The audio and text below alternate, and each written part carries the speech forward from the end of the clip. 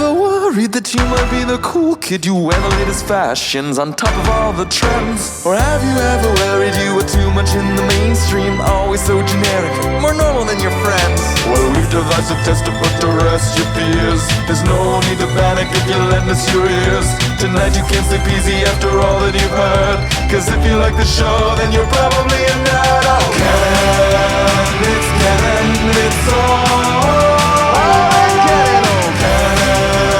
It's Canon with Tyler, Phil, and Boris. Oh, Canon, it's Canon, it's all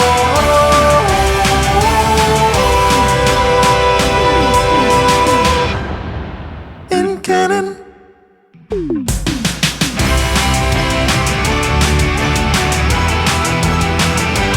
Hello, everyone, and welcome to another edition of the It's Canon Podcast. That's right. It's our featured episode, the episode du jour, the episode of the week. And we have a doozy this week for you. As always, I am your host. I am Boris. And today, I'm joined by Phil.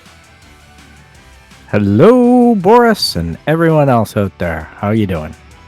I am doing really, really good. How are you? I'm doing great. I'm doing fantastic. That's awesome. That's awesome to hear, considering the mood that we were in on Sunday, but a little more on that in a second. It is the It's Canon Podcast, the podcast where we talk about all things, everything, all things geek, all things comics, all things toys, all things video games, all things books, all things movies, all things toys, everything and everything that goes into this package, because we talk about it on this show because it's all in canon. That's what I heard. Yep, that's the rumor. I can corroborate. That is the rumor.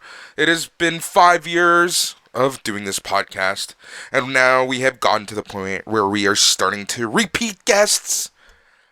And Phil, on Sunday, a few days ago, we had the absolute pleasure to interview one of my favorite people in the comic book industry, one of my favorite people in Toronto, one of my favorite people in general to actually talk to about all things geek, and that was Jim Zub. Yeah, what an honor. Like, for me, it was the first time having the pleasure to, just interact with him, let alone the privilege of interviewing him. And what a guy. Like, was blown away. I know I Googled a whole bunch and understood a whole bunch, but to actually hear it in context and from the man himself, yeah, it was a humbling experience. It is, and we are going to bringing you the entire interview for free.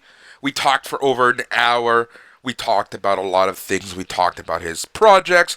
We talked about comic books. We talked about creating characters from creator-owned to long-standing IPs like Spider-Man, like Conan, etc.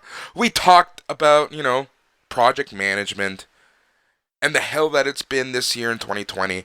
And, one of the things that we really went in deep about is kind of how, as much of a cliche as this is, one thing that I've really noticed about this year is that we are literally all in this together. And that's one of the major things that we talked about. And it's something that's actually been going through my mind since we talked to him. And that is, we are all in this together. I find that a lot of people have become a little more cynical, a little more paranoid, a little more angry, but we're all going through a lot. That's the reality of the situation. 2020, and I hate saying all these cliche terms, these overused terms, but 2020 has been an absolute unprecedented year. It's been, who would have ever thought, in January, February, that March, everything would literally change.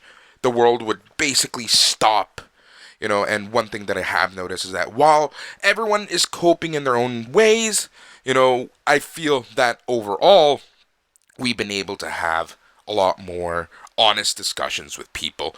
I'm noticing this at work, even customers and colleagues. I find that we're a lot more open, we're a lot more appreciative of each other, of our time, respectful of each other and of our time.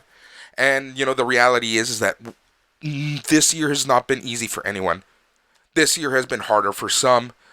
The key is that we are all in this together. We all should be positive with each other because, we're going to need each other's backs in some shape, way, or form.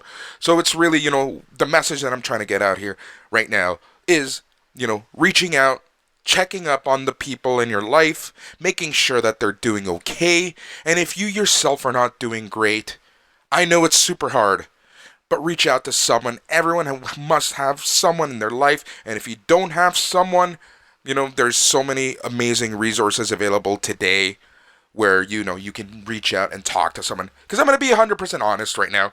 One thing that I personally struggle with, and even I was struggling with on Sunday as we were recording, was I was feeling down. I was feeling, hard done. It hasn't been the easiest of weeks for me. I've gone through, some changes, some personal things that kind of are on the suck level. But the reality is that I sometimes find it hard to reach out to people because I don't want to look weaker to them. I don't want them to judge me. I don't want people to think, oh, Boris, he's just down all the time, and kind of that is kind of what quote unquote reputation is moving forward.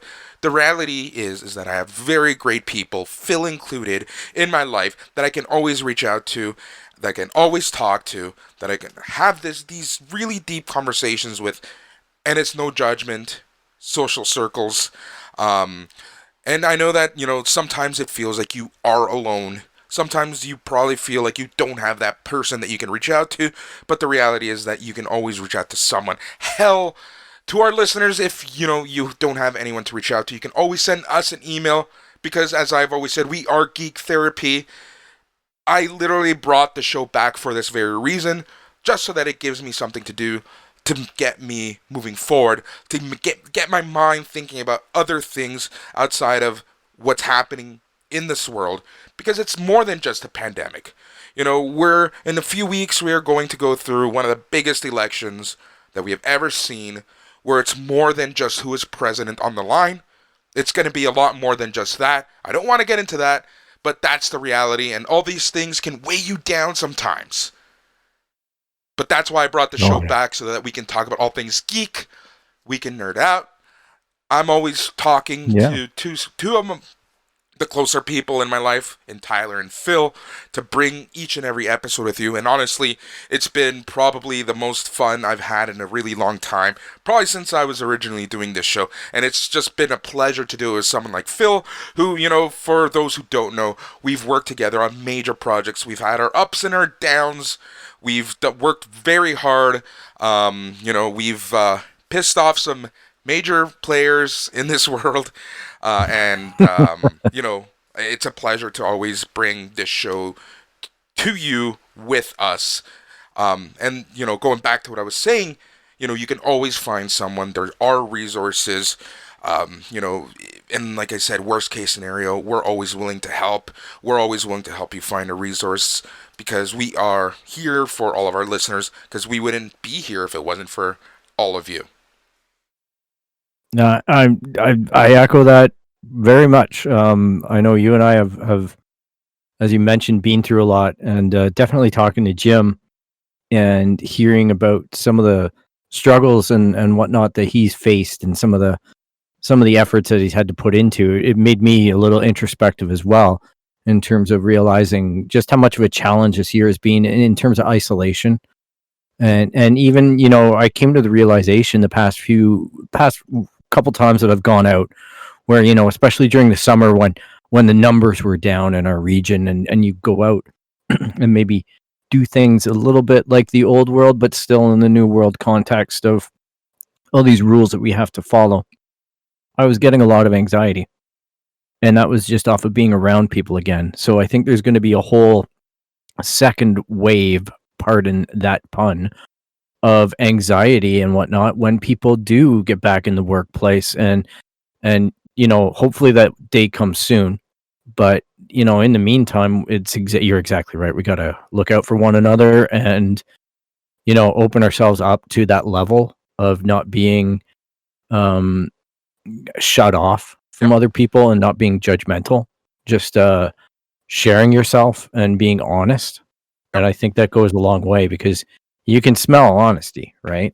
That. And I appreciate, just personally, every time we fire up our computers and get on the air here, I do appreciate the opportunity to be on the show with you and with Tyler and with our great guests. It's been nothing but a pleasure. And, hopefully maybe Todd comes back one day and we can help him with some of his problems. So Classic Todd. Classic Todd. Todd should reach out to us. I would love to have a conversation with him, because I know he's still listening. Let's be honest here. Yeah. No, but going, and that was the major takeaway for me from the conversation that we had with Jim. Especially considering that Jim lives in Toronto, so our experiences are somewhat similar in that sense of what we've been going through, what we've been seeing, and I know that even from where you live, Phil, it's been different than my experience being downtown. But, like I said, and I hate using this so much, but it's the truth, is we are all in this together. And this was my major takeaway from our conversation with Jim Zub.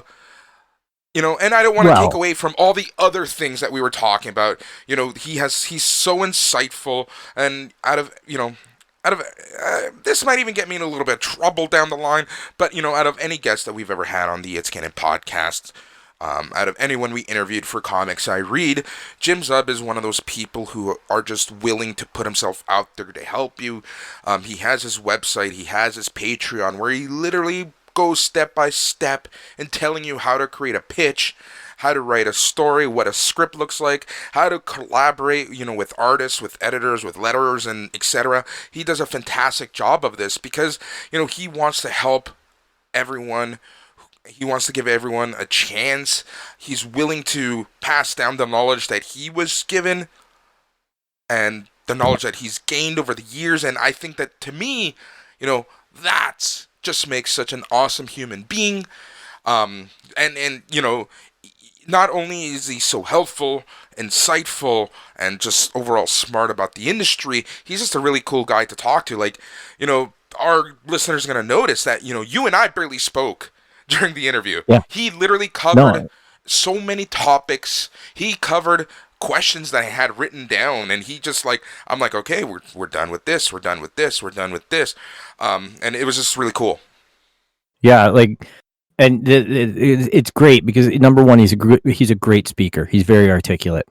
Number two, he's filling that space naturally, which is amazing for somebody guesting in a format like this.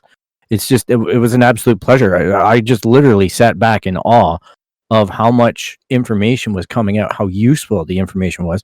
And, we even touched on his new Star Wars book. He writes a short story. It's his first time into prose, but he had lots of insight.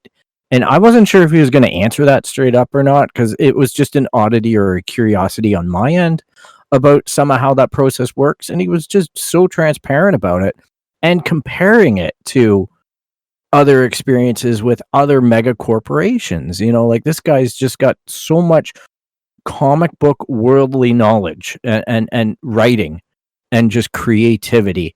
And he's just, his years as a teacher or a professor at Seneca has just translated into that way of encapsulating it and presenting it. And it's just, his skill sets have all really come together, and we're the benefactors in this interview of just what a great guy he is. And the last takeaway that I really had, and I'm not trying to blow smoke up his ass right now. He is an awesome person, but one of the other major takeaways that I personally had was the fact that he is so hardworking. When he started talking about how much research he does, that is something that I was so happy that he touched on, because a lot of people who dream about being in comics, they don't realize that even when you've quote unquote made it, whatever that means, whatever scale you're using to say that you've made it, you still have to work your ass off. In fact, you probably have to work even harder. And that's something that Jim really exemplifies, and he talked about, and it was really cool. Yeah, and the respect for the properties, everything about how he's just constantly re-examining. There's so much in this interview, and believe me, we're not even spoiling it. Like to hear it from this guy and to hear his hard work and dedication, like you say, I don't want to be blowing smoke up his ass, but he deserves a lot of recognition. He deserves these accolades because, as we're all about to find out in this interview, he exemplifies a lot of this stuff, and man, he's at the top of his game. Like, made a Conan fan out of me. Yep. So without further ado, we've been talking for 15 minutes, and here it is, our interview. It's Canon Podcast with the one, the only Jim Zub. And right now, we are joined by Jim Zub, Canadian comic book writer, artist, and teacher. Probably best known for Skull Kickers, Wayward, Glitter Bomb, etc., etc. So much work. Jim Zub, thanks for being on. My pleasure. Thanks for having me. I appreciate it. You know, before we started the recording here, you were saying you think it's been 5 years since I was on last time. That seems crazy to me, how fast the time goes by, Yeah. We were talking about the last run of Skull Kickers. The last time that you were on, we were talking about Wayward, and then we really got into the process of how you go from writing to collaboration with artists, etc. So it's 5 years. 5 years. It's wild. It's wild how the time goes by, man. Yeah, no, it's good. Lots of good projects, and I'm having a fun time with all kinds of different stuff. So yeah, exactly. And one thing that I wanted to bring up right away is your website, your Patreon. I think that a lot of writers in the community, in comic books, do a great job of kind of helping each other, helping up-and-coming writers, people who are interested, but I feel that, you go above and beyond that. Thanks. Our third partner, Tyler, who couldn't be here today, he frequents your site. He's part of your Patreon and whatnot. So, yeah, so, Very cool. Why do you feel like you should be helping others? Like, is it that people helped you on your way up, or do you just feel like giving back is just, the right thing to do? I think it's a bit of both. I mean, obviously, I've had some really amazing people who have gone to bat for me and been really supportive in my career. But it was also something where I noticed there weren't a ton of resources online, and so people would ask the same questions over and over and over again. And I thought, man, those were the kinds of questions that I was asking, that I was wondering about, and kind of had to, in many cases, stumble my way through or ask other professionals. And it never got sort of, publicized in that way. So I thought, okay, as I'm learning some of this stuff, or as I'm kind of figuring out what works, I want to talk about it. And because I've been teaching so long, I've been teaching up at Seneca now for, like 15 years. Wow. And I'm used to kind of codifying stuff, like organizing my thoughts and going, here is a logical way to step your way through this stuff. And so I think that just follows through to when I'm putting these articles together and I'm sort of saying, look, here's how a pitch works, or here's why a script is formatted this way, or this is the information you need to impart to an artist so that they know, what you're trying to get across, and just stuff like that. And some of it is things I was told, and other things, you learn through experience or making mistakes. And I'm like, these are easy things to fix or to avoid in terms of mistakes. So why not tell other people about them? And so that's kind of been and the great thing as well is that when people ask me now, instead of having to either try and bite-size give that information in a tweet or something, I can just send them a link. Check this out. This is what I know about the subject. If it's not there, then ask me and I can fill in the gap or whatever.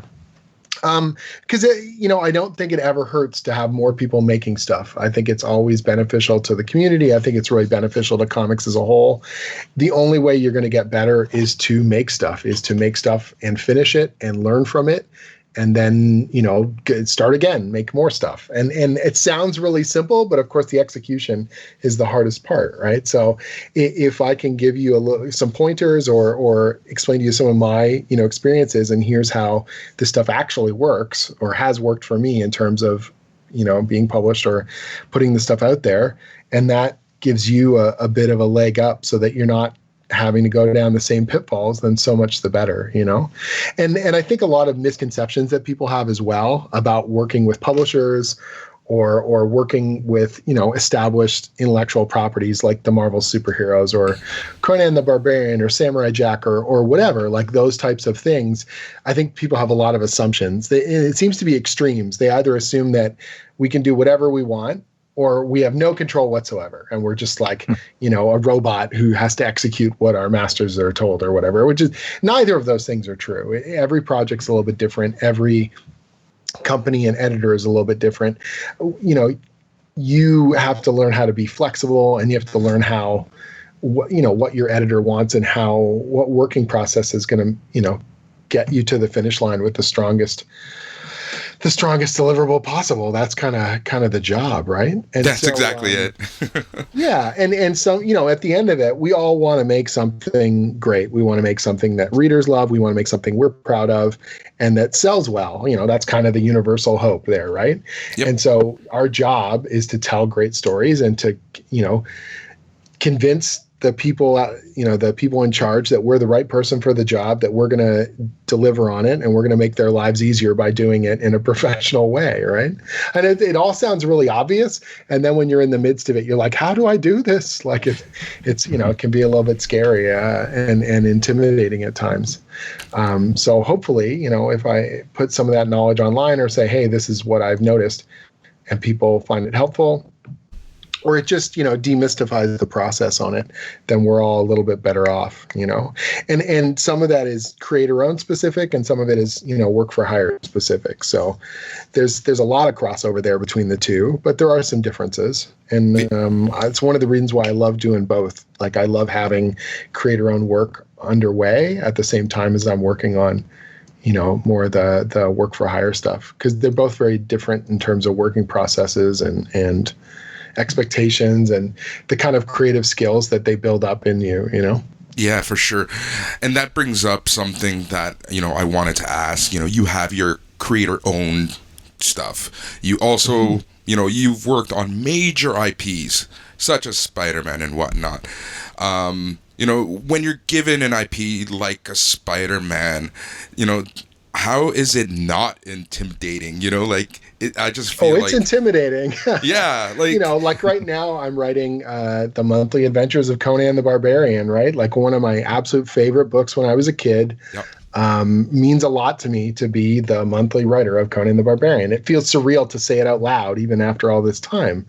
And that's a good thing. Like, you want that kind of good pressure that this is important, that this matters, that you're going to put your all into it, but you still have to move forward and build the thing.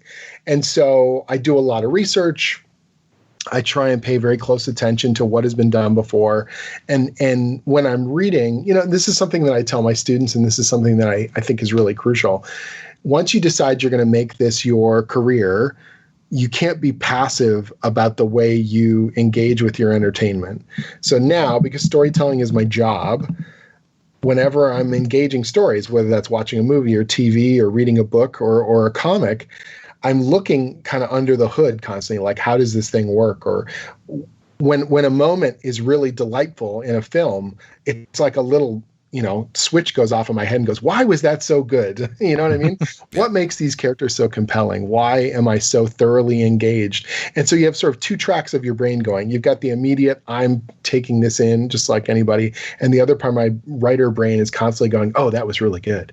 Oh, I got to remember that. Not because I want to copy it, because I want to understand it. I want to get under the hood and see how the engine runs and see if I can learn something to put into practice in my own work. You know what I mean? And the same thing when I'm doing research reading, like reading for fun is different from reading for research. Like when I read old Conan comics now, I've got a real sense of like, okay, I've seen this thing 100 times before. I got to make sure I don't do that kind of thing. Or, oh, that's really fascinating. I hadn't thought of that aspect of the character.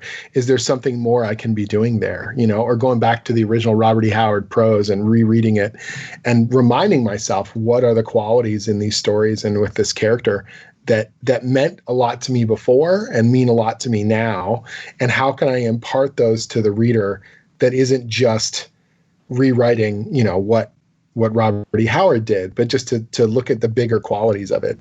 Sometimes with characters, it's like the turn of a phrase, the way they speak, the way they engage with each other, you know, old bits of continuity that I think are cool, you know, just stuff like that.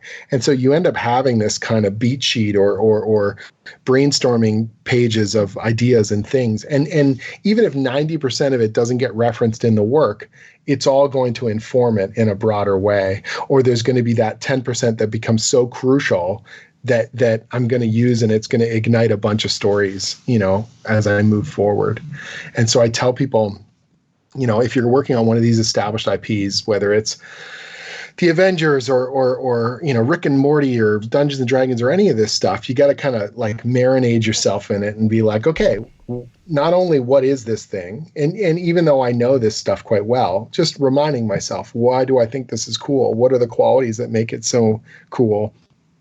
Remind myself of that because I want to be able to impart it into the work, but also you know, to look for those little gems that are buried under the surface, or things that maybe people haven't, you know, dug into as deep, that I can bring something new to the table with it, or you know, show some other facet to the property or the character or whatever. And that's, you know, that just takes time, and it takes concentration, and you dig in as deep as you can.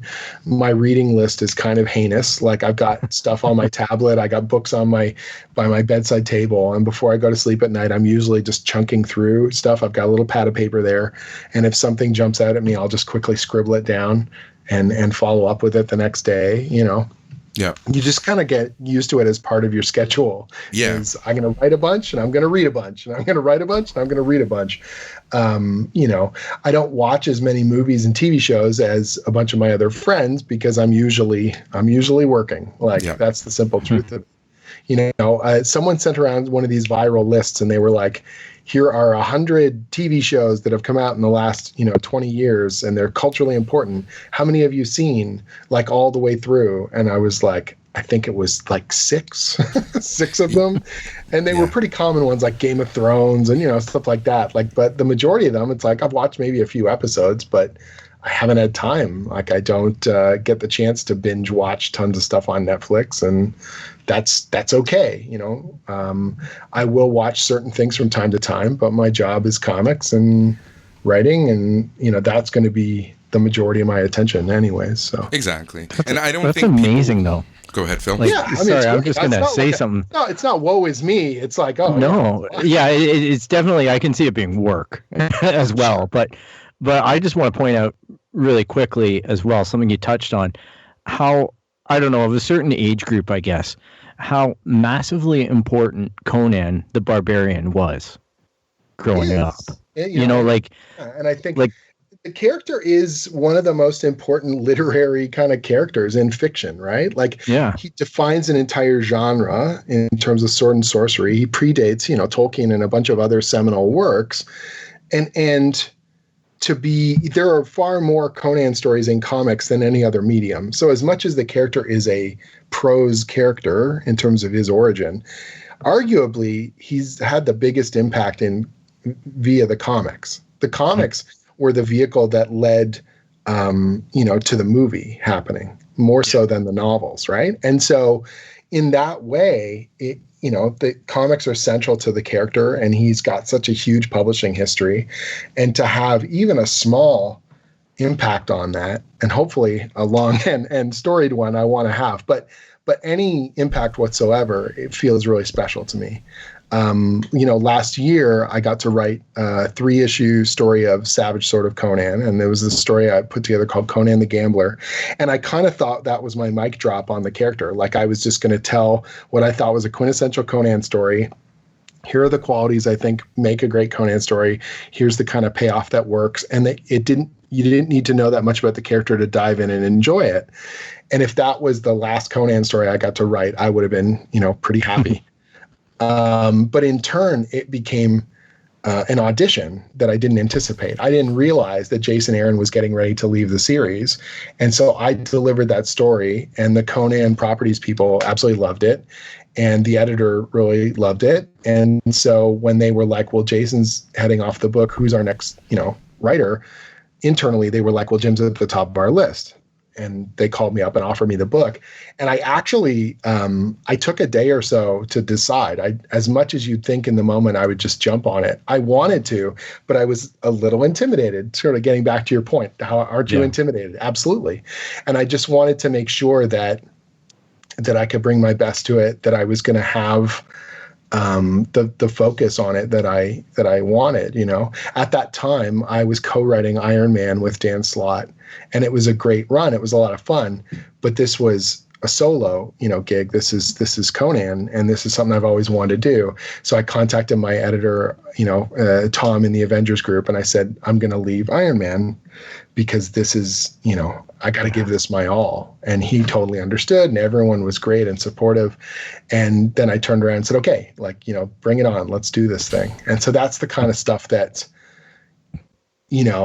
it's intimidating and wonderful at the same time. And you're like, okay, now you always have that little imposter syndrome in your head. And then these kind of opportunities come along and you're like, man, I am faking it so crazy right now. I can't believe, these opportunities that are coming my way and that people are enjoying this stuff. And I just hope I can keep that momentum and keep that, kind of spark in that I'm always excited about it. Like, it's not that every project is going to be fun, because some projects are downright difficult, but challenging is important. It's not always easy, but that's okay. That's part of the process on it.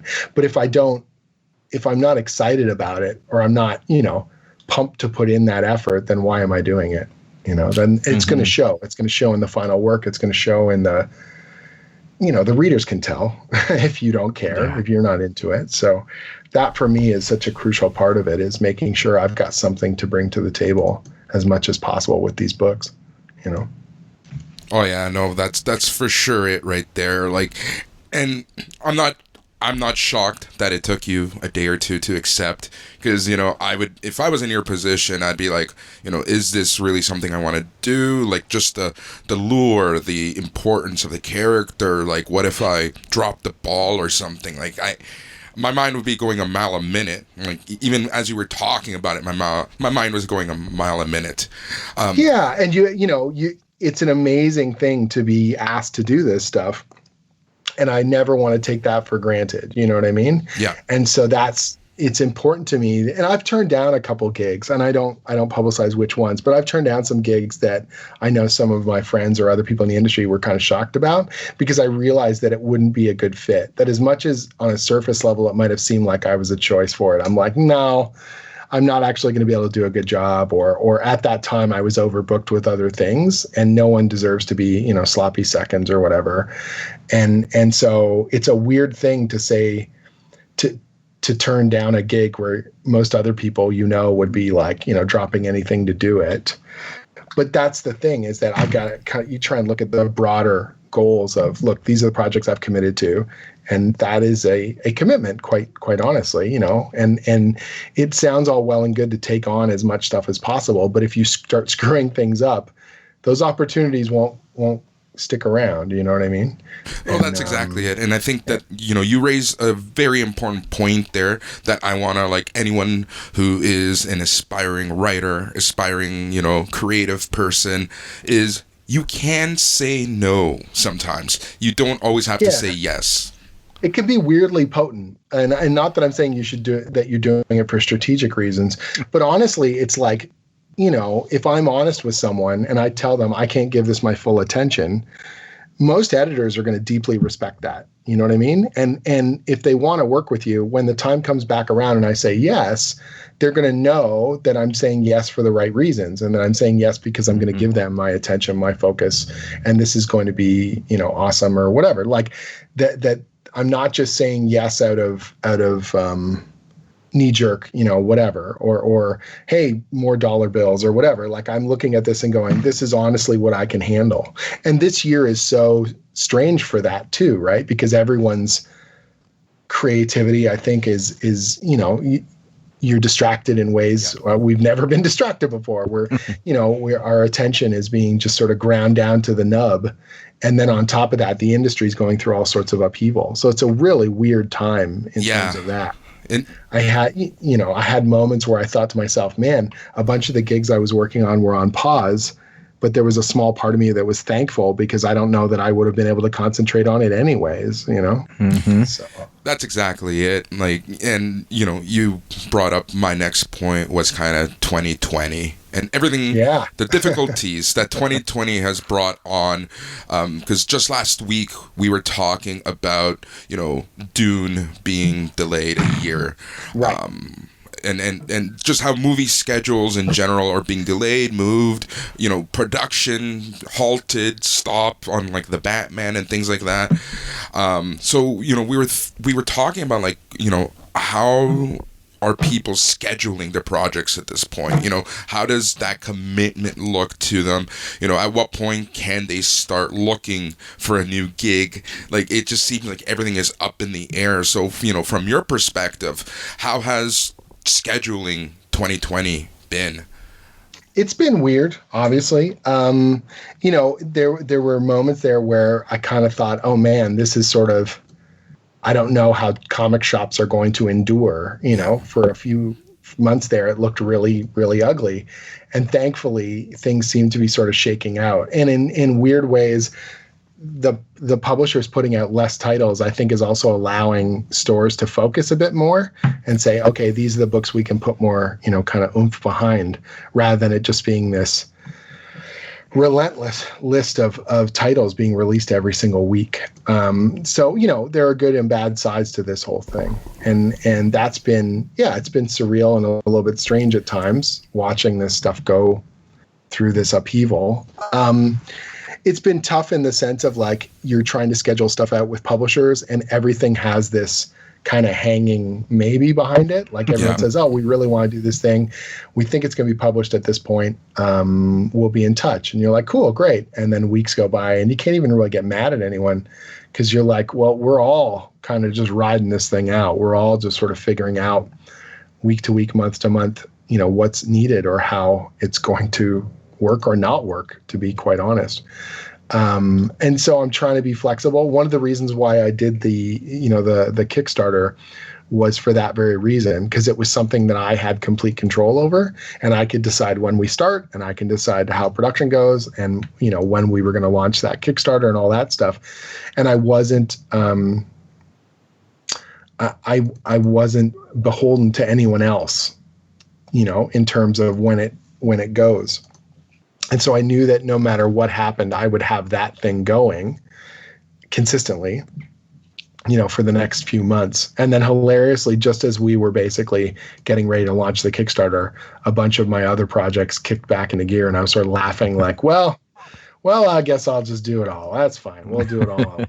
What the hell, Life just got busier. Life just got busier, and that's okay. There are definitely worse fates. And given that a lot of people are not getting consistent work, I can't, I wouldn't complain in terms of that.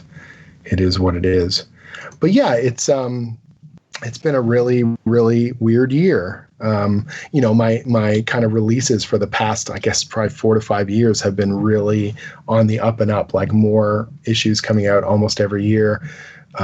Greater diversity of projects from a bunch of different publishers. And this year, like everyone else, mine are cut back, because there's a big publishing gap or because certain projects got paused or whatever. And yet I still have quite a buffer of work to do and things going on.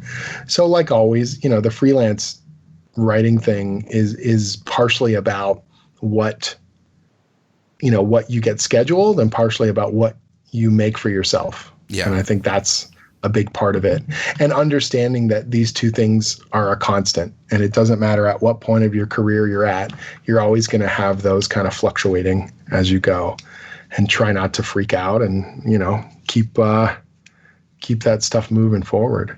Exactly. Yeah, That's really all you can do, right? Like, just keep on trucking, stay positive. You know, everyone is. And it's easier to say than do. Yeah. Me. Like, there's definitely moments where we all feel that pressure or frustration. I think the big thing for me has always been like, okay, I'm not going to erupt like online or publicly, you know, if I can at all help it.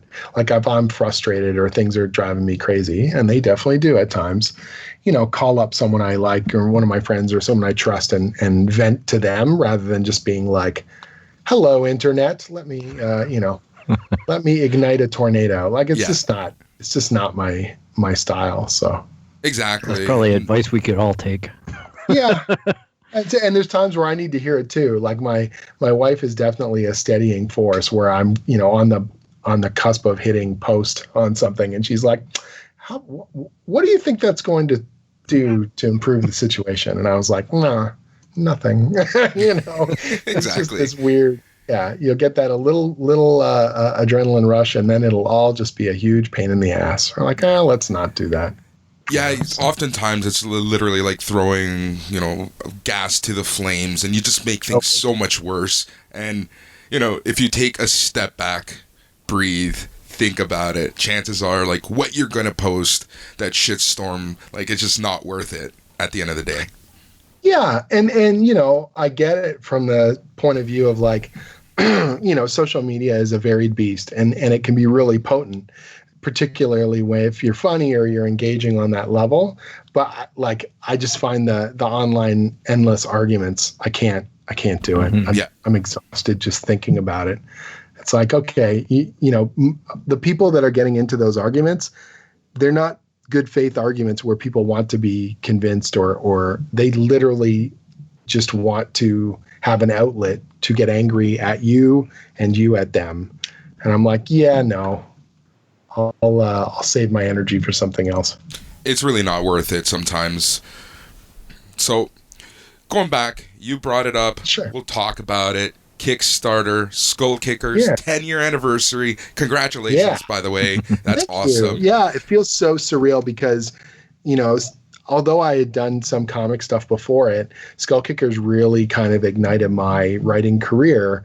And since that book launched, you know, I can very much track the growth of my career as a writer and the opportunities that came from it, and to where things are now, where, you know, I literally have not stopped doing monthly work at Marvel since like probably 2016, you know, and I've been doing some of the things I love most, like Dungeons and Dragons or you know, Samurai Jack or stuff like that. All of it kind of fed out of the things that Skull Kickers brought. And so it's weird to me now that a lot of people have discovered my work, particularly the sword and sorcery stuff, that haven't read that, because that's like the original Jim fantasy book. Yeah. And so it was a good excuse to bring it back into the spotlight, to celebrate, you know, how far we've come, to make something new, to you know, build something cool with the team that we haven't, you know, done this in 5 years, and let's really jam and have fun and do this thing and make it a little bit bigger and crazier than before. And everyone's just brought so much joy to it and so much energy to it. It was amazing. But because the unique format of it, we were going to do this comic story, brand new comic story, and like a tabletop role-playing game adventure, it didn't quite fit. It didn't fit at a game publisher, and it didn't fit at a comic publisher. And I was like, well, that's the kind of thing that Kickstarted as well, because now I can find the exact audience that wants that thing. Yeah. And we can build it exactly the way I want, and I don't have to compromise or ask anyone's permission, or just do it, you know? And I've done enough books over the years. We know how to do the pre-press. We know how to get the people together. It's just, you know, kind of making sure we have the funds to pay for it. And that is exactly why, you know, crowdfunding exists. And so it was a real joy to be able to dig in and do it. And we're still plugging away on it. Our deliverable on it isn't until like next, you know, spring, but we've already got the comic book story done. It's just getting colored now, but it's already drawn and lettered. The game stuff is taking longer and I knew it would. And so that's in development. I've got 4 different RPG designer game writers that are working with me, and we're building out this crazy adventure, and we're going to play test it, and we're getting all sorts of new artwork in there. And I have a cartographer who's making wicked dungeon maps, and it's very nerdy, delightful. Like, it's like I feel like I'm 10 years old again, except instead of me drawing a cool map on graph paper, for my brother and I, it's like now I'm working with these amazing professionals to build this thing, and a whole bunch of people are going to get to enjoy it. So exactly. And it's so 10-year anniversary, the Kickstarter, you made all your stretch goals. It's a comic and an RPG game. Exactly. Why would you do this to yourself?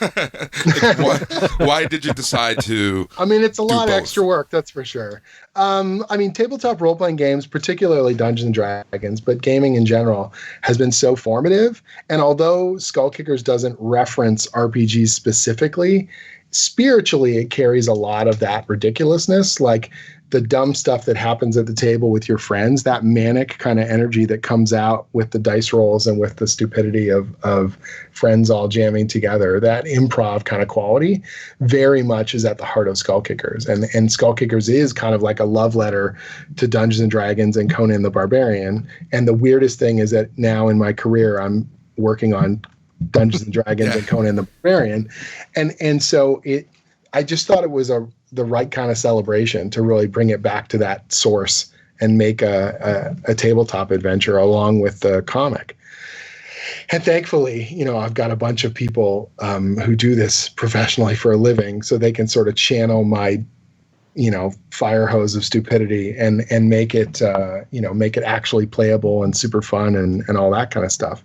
And so I'm so thankful to Mike and Clint and Eleanor and Ian and all the other people I'm working with on this, because they love games as much as I do, and they want to make this thing super fun and that it's not just, I think sometimes in the past people have done little RPG things, but because they don't put the design into it, it's more like a joke. Like, it's like a couple pages at the back of a book and you go, oh, that's cute.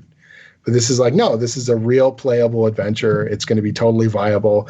Whether or not you follow the comic book story kind of isn't important. It's still going to be a really fun game. It's still going to be really engaging. It's the kind of adventure I would have wanted, to play through. Yeah. And that's really important to me. I don't just want to make something like I make the comics I want to read. I want to make the games that I want to play, That's exactly it, and I feel like, you're lucky and blessed that you can actually do that professionally and, release it to the masses. And clearly the masses wanted this. The response was really cool. I've got this guy, George Rohack. He's been managing Kickstarters. He used to be the print buyer at Oni Press, and he took care of printing during Scott Pilgrim and all that sort of stuff was launching. He knows printing backwards and forwards. He's run dozens and dozens of Kickstarter campaigns for high profile people like the Atomic Robo guys and stuff like that. And he was the one who was suggesting certain things about how we structured the Kickstarter. And he put tiers in there like, oh, well, we can do original art and we can do, these kinds of things. And I thought, no one's going to support at that level. That's crazy. Lo and behold, they did. Like, he knows this stuff and I don't, so he was very formative about kind of how the direct kind of support works, and that fans really want to be able to, put their money down on something they think is cool. And I have held off for a very long time on doing a crowdfunding thing because I don't want to screw it up, because those are your absolute hardcore fans. Like, the people that are willing to give you money months in advance for a thing sight unseen beyond, a couple JPEGs on your, like, that's crazy. That is a trust that they are putting in you and the process, because they love what you've done in the past and they're willing to put money down, without the object there. And I never want to screw that up, because those are the people that deserve the best from me, Those are the people that seek me out at conventions. Those are the people that have encouraged me when things have gone wrong. And so to say to them, okay, here we go together, we're going to do this, but I need your help. And they jump to it. That is a very cool thing. And so I didn't want to do a crowdfunding thing until I knew we had all the resources in place. We had a schedule in place. I knew the people that were going to do it. We had a printer lined up, like all those things that you they feel abstract when you're producing stuff, and they're under the hood. People don't know, like no one cares, how the book was printed. They just want it to look good. Yeah. They don't care how it gets shipped to them. They just don't want it to be damaged. Like all those things you need to set up and not take for granted. But if it works well, people will just be happy to have the stuff. And if it goes wrong, they will be so mad, because why is this busted, or why didn't it get to me, or, all these things. And so I knew I didn't want to. I've read too many horror stories of failed Kickstarters or screwed up Kickstarters, or people that have spent all the money because they didn't keep shipping in mind, or they didn't understand how this stuff worked. And so I held off for a long time until I was like, we can do this proper. Yeah. And this will not be, some monkey on my back for the next 2 years or something, Oh, that's exactly it. I remember like 5 years ago, 6 years ago, Kickstarter and comic books were like almost synonymous with each other. But because of those horror stories, because of even I've been, screwed over in the past, putting support in something and then project getting canceled, or, something's happened. And over the years, I've noticed that there's less and less comic book projects on Kickstarter. So, go to your point, that having that trust with your direct fans, like these are your hardcore fans. So, I fully understand, and your reasoning behind still being a little iffy about it, but I'm glad that you did bite the bullet, and I'm glad that we are going to get this. And I'm super proud of what we were able to put together on it, and the fact that people really came out to show support for it. That's what's heartwarming to me, is because, especially on Skull Kickers, because the reality is, Dungeons and Dragons is a heck of a lot bigger than I am, Samurai Jack and the Avengers and all these things. People are fans of those characters, as they should be, because they're wonderful, or fans of those worlds, as they should be, because they're amazing. But when I say, hey, this is my thing, are you still interested? And people are like, yes, of course. That is really cool. That is such an amazing feeling, because Skull Kickers would not exist without me and Edwin and Misty and Chris and Marshall and everyone else. But our team, that it's, that little group of us, that we make this thing ourselves.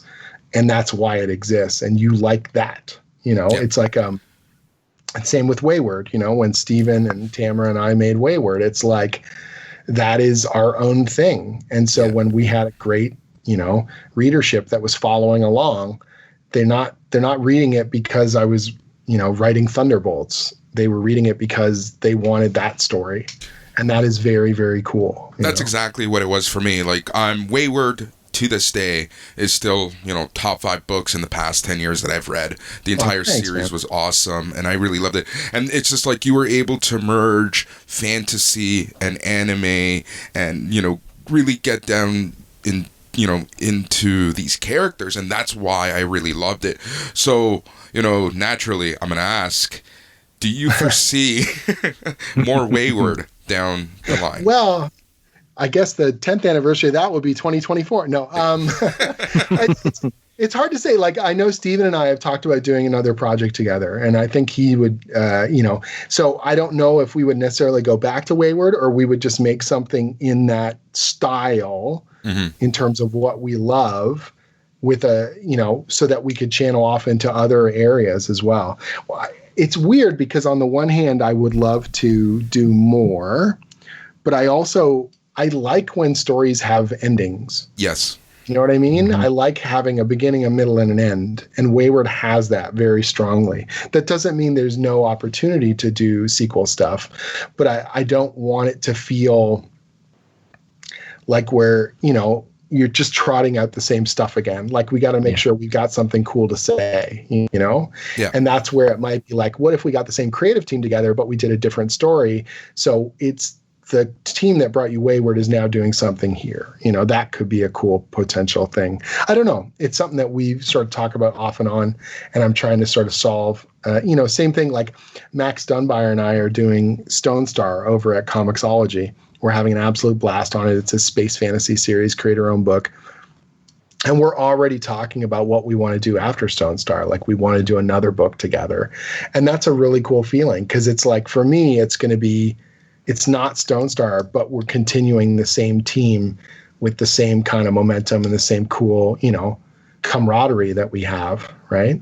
Yeah. And that's one of the things that's so exciting about it. So I think it's like, on the one hand, you don't want to give up on a good thing, but equally, I think like endless sequels for the sake of sequels is not always the right choice, right? So that's exactly it, you know, and I appreciate, you know, you saying this, because a lot of times, you know, it's you know, you can probably pump out another 5 issues of Wayward, you know, get the paycheck, you'll be happy, but, you know, is that the integrity of your work? Is that really what you want? Is it a good story? Like, if I, you know, and the great thing is that we left aspects of the story open, that if I'm out for a walk and all of a sudden it hits me like, oh man, we never explored this aspect of it. That is its own thing. That is cool.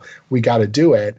I could call up Steven and go, all right, man, I'm going to send you an outline in like 5 hours, start drawing. Like, we could do that. And that's what's really fun about it. And, you know, like with Skull Kickers, like if you'd have asked me 5 years ago, I would have said Skull Kickers is done.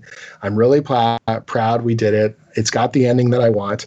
But Skull Kickers was always so ludicrously open-ended that the idea of us coming back to kick at it again and do a dumb, you know, fantasy story, self-contained thing, that just works, because those heroes can kind of show up anywhere and cause shit. That is sort of their jam, right? Yeah.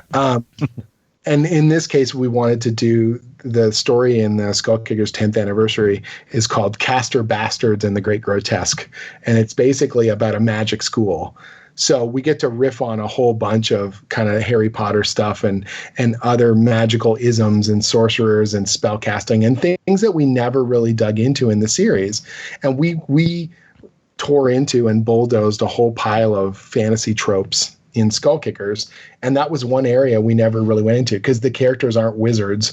They just ignored that kind of stuff most of the time. They were killing monsters more than they were fighting magicians, you know? And so it was like, okay, the sorcery side of things, we didn't really touch upon very much. Let's lean into that really heavily and have these guys bulldoze that. And so it just seemed like a natural entry point.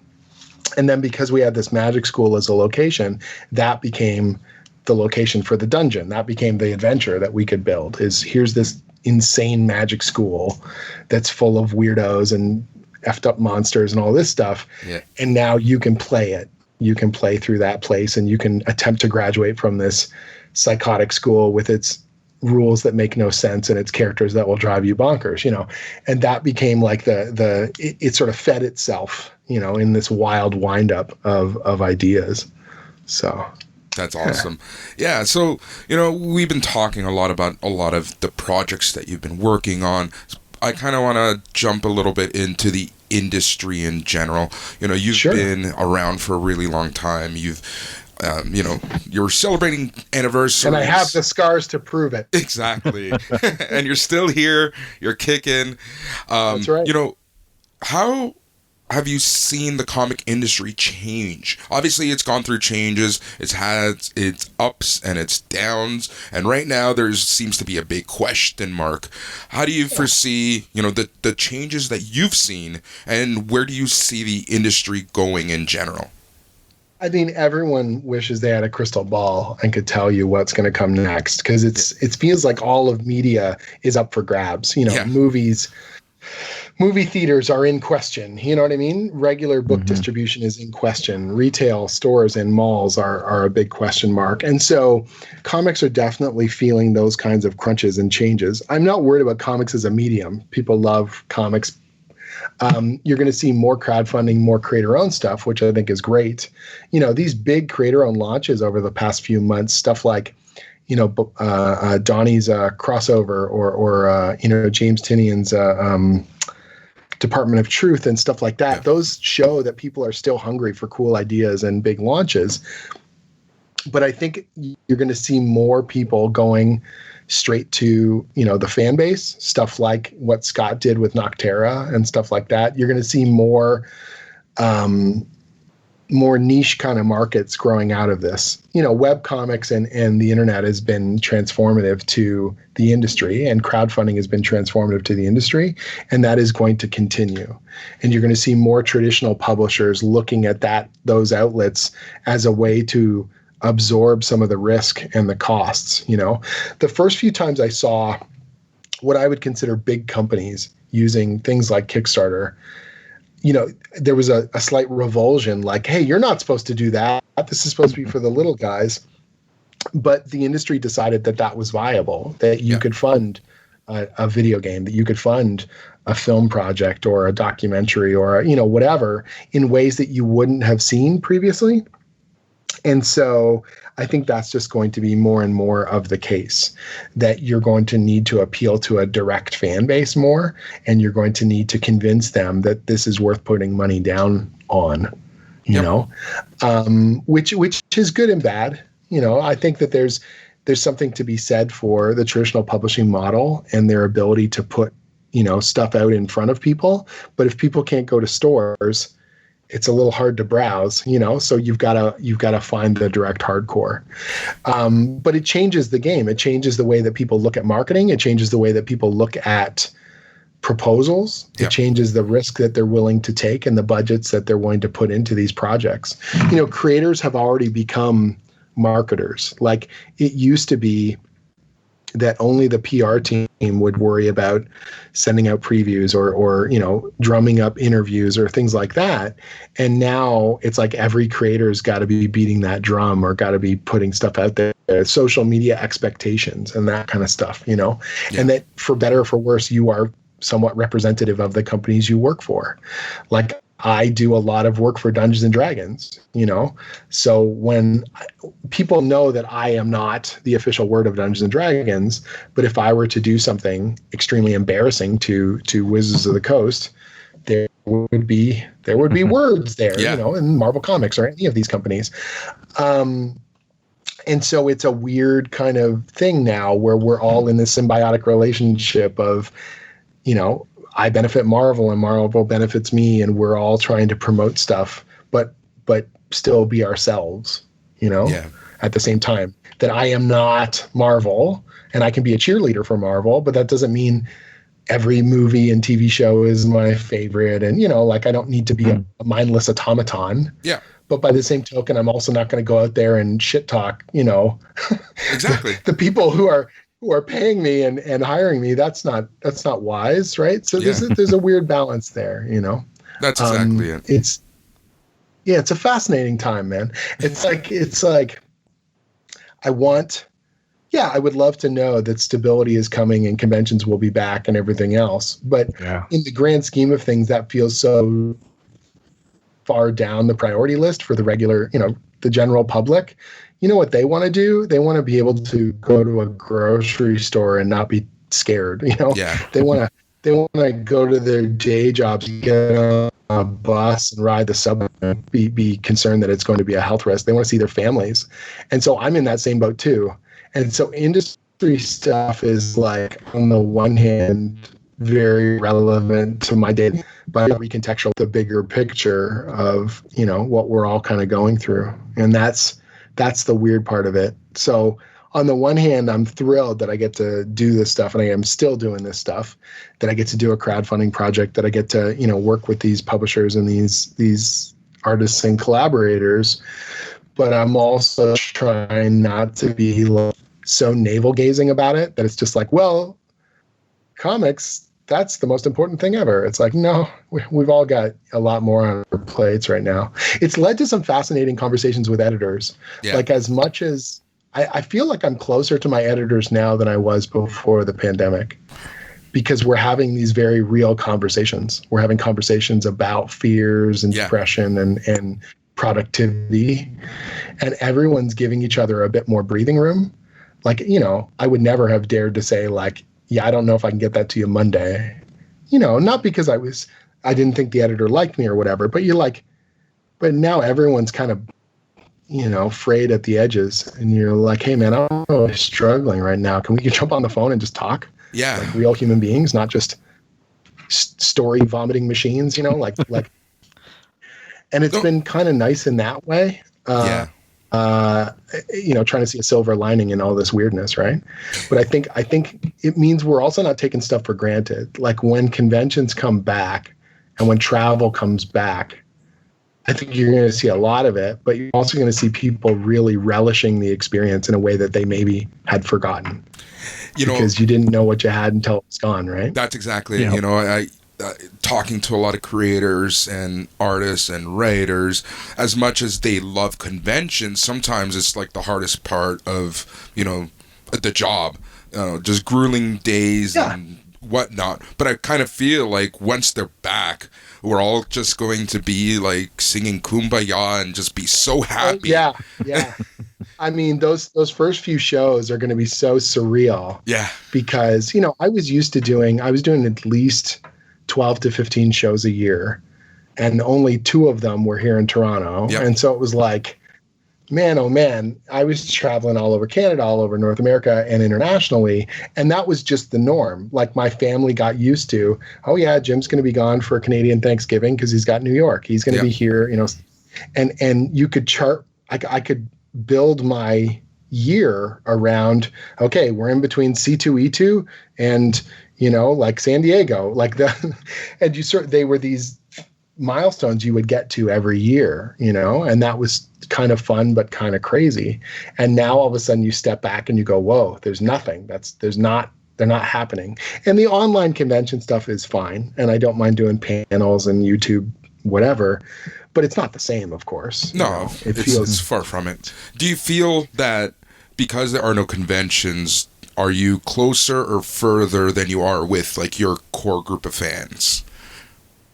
It's hard to say, right? Like, I think it's definitely going to be, I don't know. That's a good question. I mean, there's a lot more interactivity on Twitter and stuff. Yeah. Because we're around more. And, it's so funny too, because like one of the silver linings this year has been, I've been cooking like crazy, and I really enjoy it as like a distraction. Like in the moment that I'm cooking, I'm focused on, I'm going to make this food as good as possible. I'm not going to stress about the world. I'm just focused on what's here in front of me, getting chopped up or getting mixed in or whatever.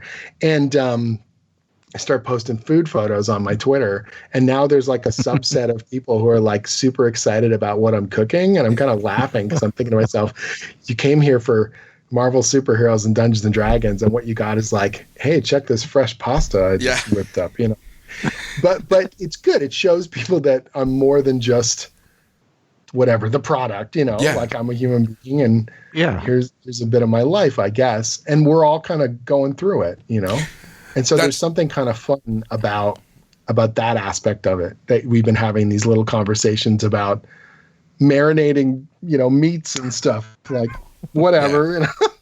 Yeah, no, and that's exactly it. That's why, that's kind of where my question came from, because I'm noticing, like, your timeline, a lot of people's timelines, I'm finding that I'm getting to know another side of people, Yeah.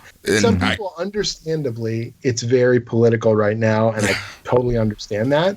But, like, as a Canadian, I feel like I don't have a horse in the race. I mean, I think the whole world has a horse in the race in terms of what's happening in America, but it's not my place to endlessly beat that drum. Like, it's fairly obvious where I sit with this stuff, but I don't need to tell you every single day, and then otherwise it's like, hey, if I'm the guy posting pasta, and that's the little port in a storm and then back into the fray, okay, like that works in that respect, I guess. Yeah.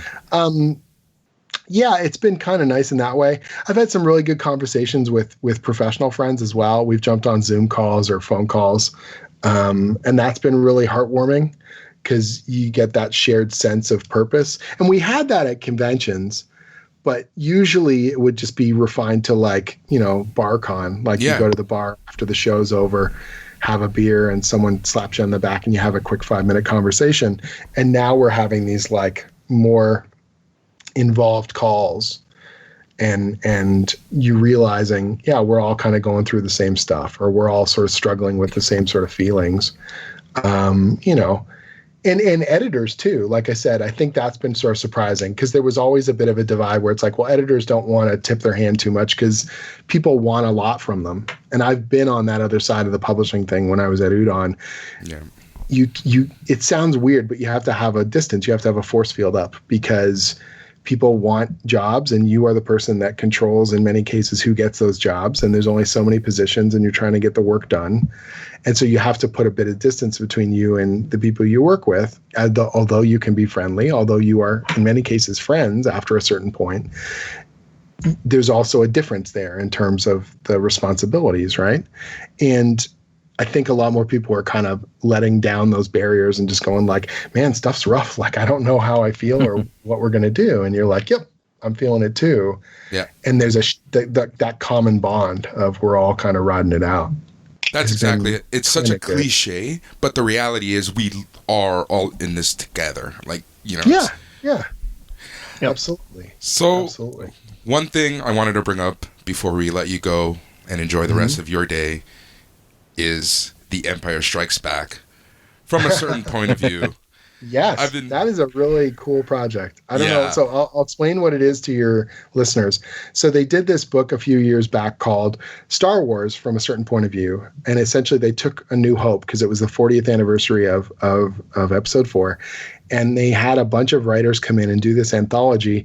And each writer picked a secondary or a tertiary character, or just like absolute background characters, and wrote a story from their point of view, what was happening during Star Wars, right?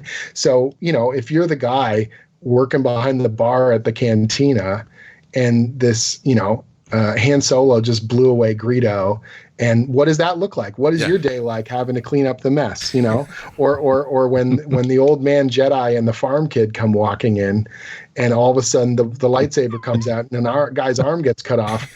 That was one of your customers. Like, what's going on? You know?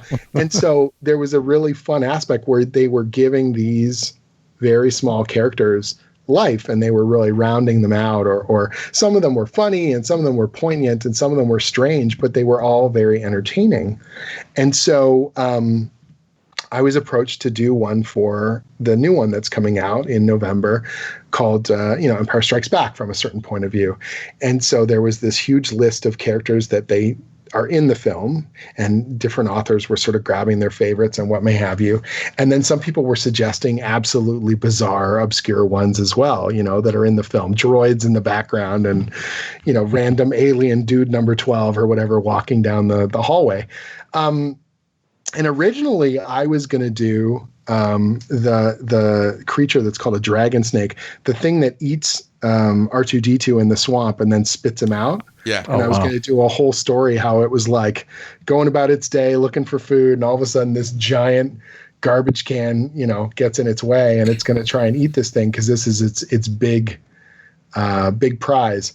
And I started working on that, and the editor thought it was funny, and he goes, you know, if you want to do something on Dagobah, no one has picked Yoda yet. And I was like, what? And he's like, goodness. Yeah, I don't know if people are intimidated or they just overlooked it, but Yoda is still on the table. And I was like, oh, I'll kick myself if I don't do a Yoda story. And so I kind of went back to the drawing board and wrote up a very different kind of story about Yoda and him in exile on Dagobah, and kind of how he has, the way he's endured being out there. He's got a very set schedule, and the things that he does, and his forced meditation and all this stuff. And now all of a sudden something has disturbed it. You know, Luke has showed up and his schedule is about to go haywire. You know what I mean? And so it was just a different kind of approach to the thing. And it was a lot of fun to work on, and intimidating because it's Star Wars and it's Yoda, and everyone knows these characters are like part of the cultural fabric, you know? But fun too. People don't know me for prose. Like they don't, you know, so I can't lean on an artist to do the heavy lifting. And, you know, it was a really cool challenge and something really joyous to be a part of. And the murderer's row of talented authors that they have in this book is just ridiculous. And so I feel like the like a kid, like I snuck in. I don't know how the comic book guy got in here with all of these like seminal sci-fi and fantasy authors. And I'm like, I'm here too, like it's cute. It's fun. It's weird. And I really hope people like it.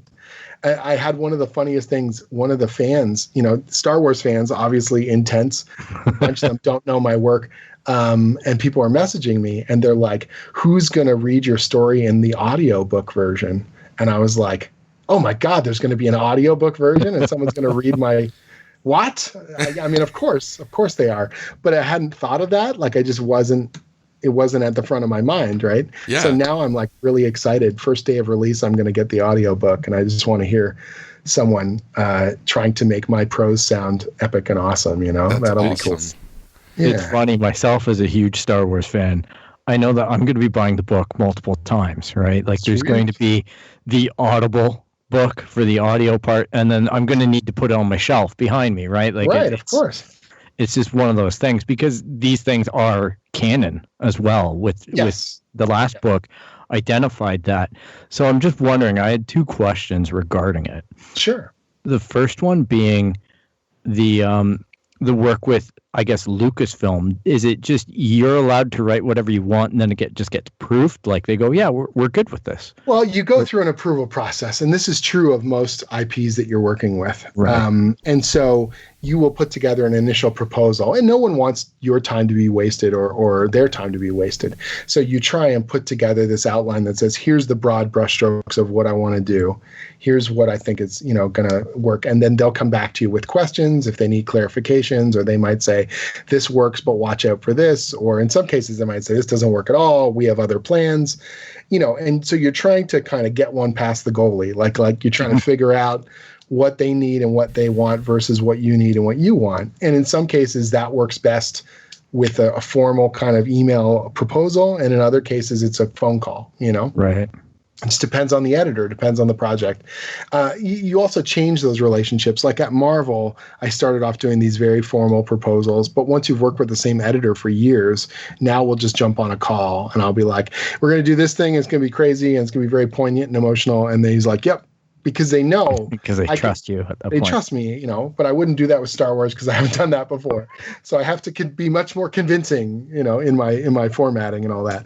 But they were actually really cool. One of the things that was really interesting is because there's multiple approval processes at Lucasfilm. They sent me back the document with my proposal, and everyone's marked it up with comments. And there's like 3 different people. And in some cases, they're having an entire conversation in the comments and solving the problem before I even see it.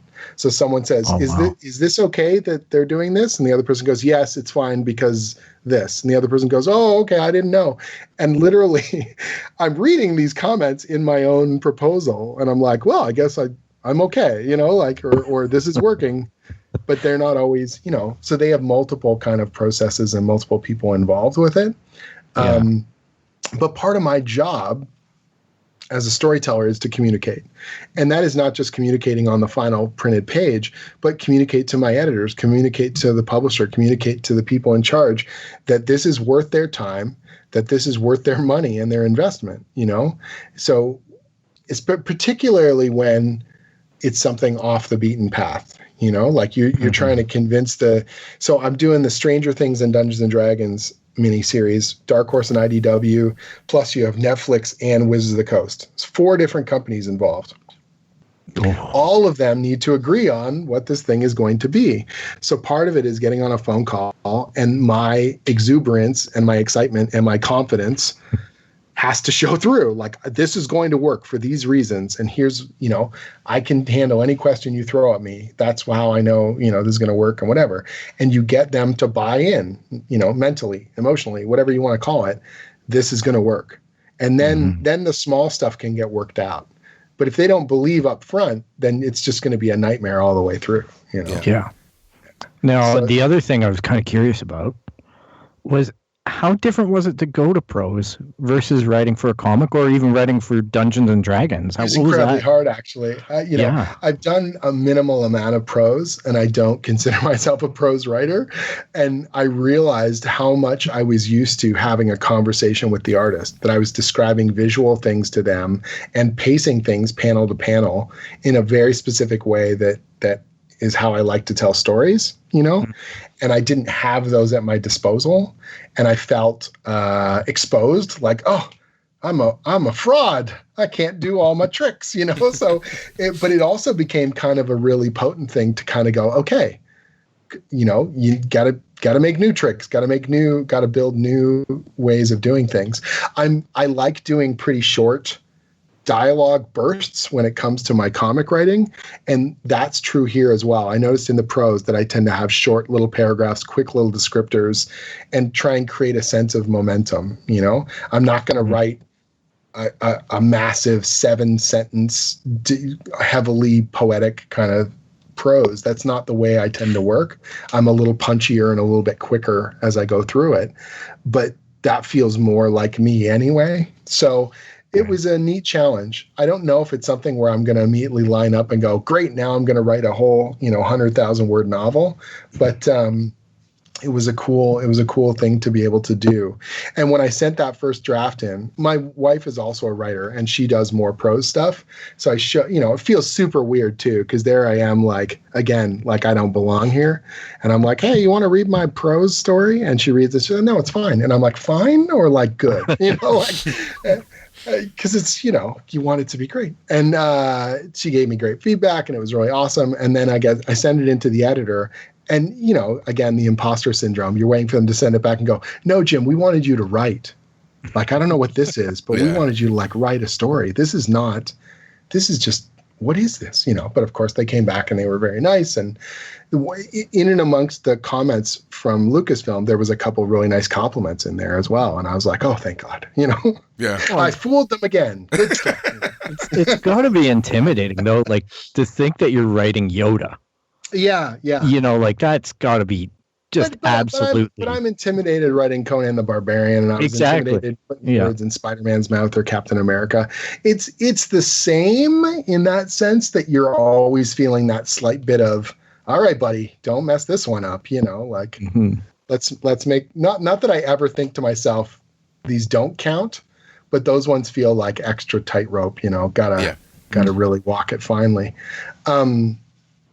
That's where it's also really helpful to have that feedback from your editor where they're looking at it with a fresh set of eyes and kind of going, hey, I know what you're going for here, but that's not quite.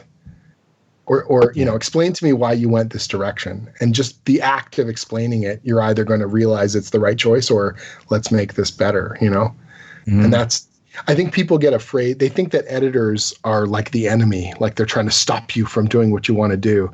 And that's not the case, at least not good editors. A good editor is someone who is trying to bring more of you into it, trying to make it as strong as it can be and make it, just rock solid in terms of its emotional content and its, the way it's delivering. And a good editor says, I think you're going for this, but we can make it more, or we can lean into this better, or let's, avoid these pitfalls or whatever. That's what good editorial does. And if you think that the relationship between writer and editor is antagonistic, you've either had some really terrible editors or you just don't know how this stuff's supposed to work. Yeah. They're not the enemy, right? They are meant to be. We all want to make something we're proud of. We all want to make something awesome.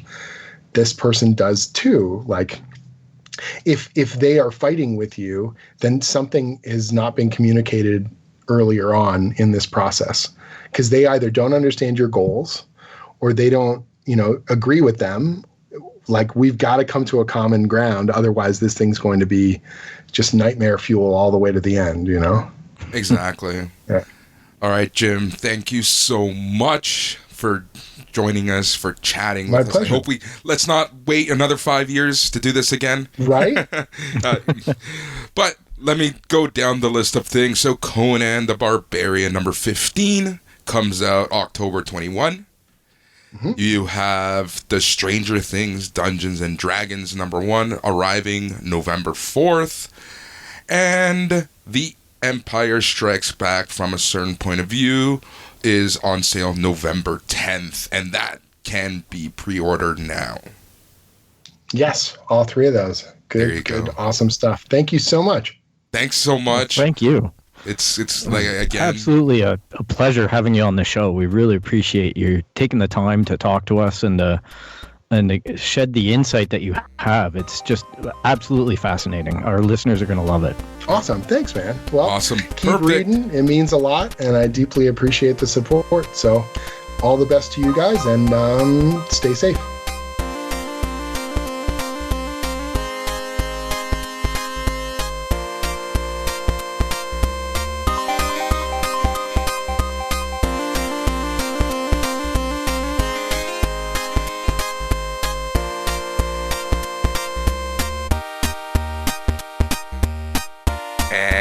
There you have it. What an awesome interview. What an awesome time.